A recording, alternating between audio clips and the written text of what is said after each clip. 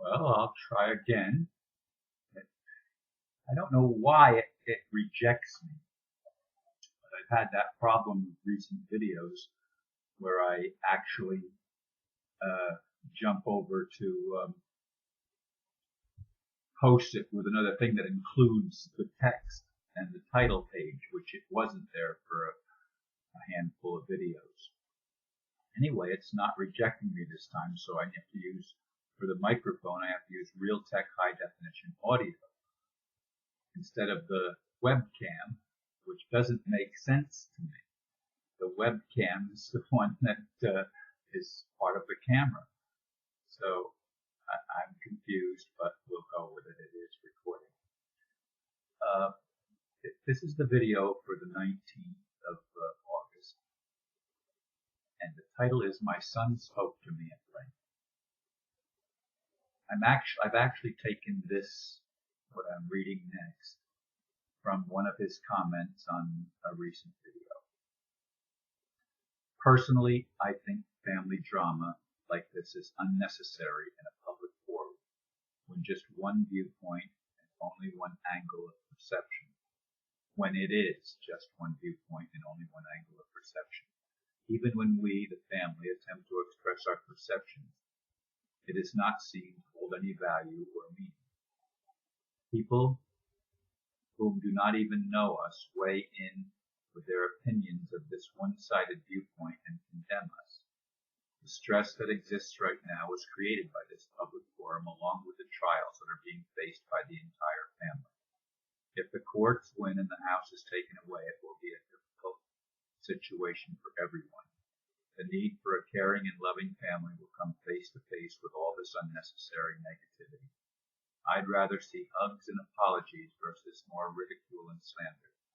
It is so much better to actually communicate with love and respect face to face. However, when the family's integrity and goodness is thrown out the window, and just the negative stresses are expressed, honest communication becomes almost impossible. My son took the time to come and see me last night when I was trying to sleep.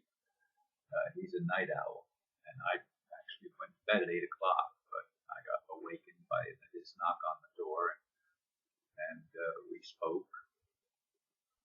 And then another person called me, and we spoke.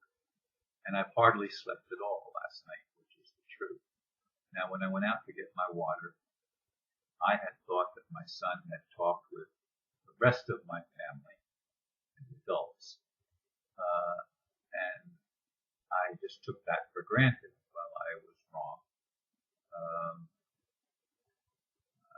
Anyway, I'm not going to go into the details, but the response from other parts of my family were not as loving as I would have thought in light of what Tom was trying to accomplish. And I appreciate what Tom is trying to accomplish. That is to build a bridge between where we've been and where we are and hopefully where we're going. He's right that love is the only answer that we can figure out in this thing. It's a challenge for me. It's no doubt a challenge for each member of the family. I've always prided myself in telling the truth, and I've let it all hang out. And when the truth affects people that I live with, it becomes a personal issue.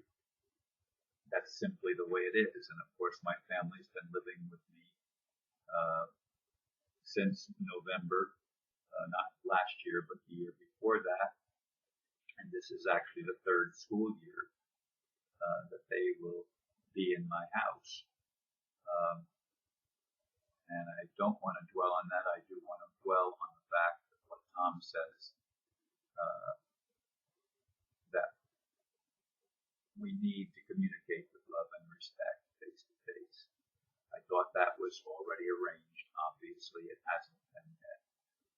Hopefully it will happen not before then, this weekend coming. I do want to thank my son for taking the extra effort to speak out to me. It isn't always easy to hear everything that he says I pick out the parts that I don't like rather than the parts that I should pay attention to. And perhaps, not perhaps, that's probably one of my drawbacks. I tend to focus on the negative, especially at this time when I'm facing so many challenges health-wise, legal-wise, and financial-wise. I mean, it's just, my life is not how I would like it to be, and that's the truth. I am struggling really hard to maintain the integrity that I've always felt I've provided in all of my videos. Yes, some people pointed out that I've made some videos where I was drunk, and that's true. There were at least probably 2 or 3, I don't know how many I did, but there were some times when I felt the need to drink. Now, I don't drink and drive. That's just something that I don't do. But I did use alcohol to prime the pump, so to speak, on some of my earlier videos. And those are a matter of public record, and I'm not going to even attempt to block them out or deny them, whatever. In any case, I appreciate my son's extra effort at being a peacemaker, and I wanted to acknowledge him and applaud him, and I do hope that he's able to bring the rest of the family along so that we can at least find a temporary solution to some of the issues that are being faced. And I don't know exactly what that's going to look like, but I would like it to look like love. I would like it to be mutual respect for each other and honest communication. It's been a challenge. It's been a challenge for all of us. It remains a challenge. I do not want, as some people suggest, to just get the cops and kick my family out. That's just not. I don't want to do that. I do love my family, despite the fact that I feel they've taken advantage of me for a long time, more than I had anticipated earlier. But in any case, I'm trusting that Tom is right, that we can work through this and we can find a place of love in our hearts. And hopefully that will heal a lot of the wounds. And I will do my best not to speak of family matters so openly as I have in the past, because it's very hurtful. It reminds me. And it's not my intent to hurt. It is my intent to heal. So thank you for listening to this video. And sorry it didn't start recording right away the way that I would like, but it is what it is. Thank you very much for listening, and namaste.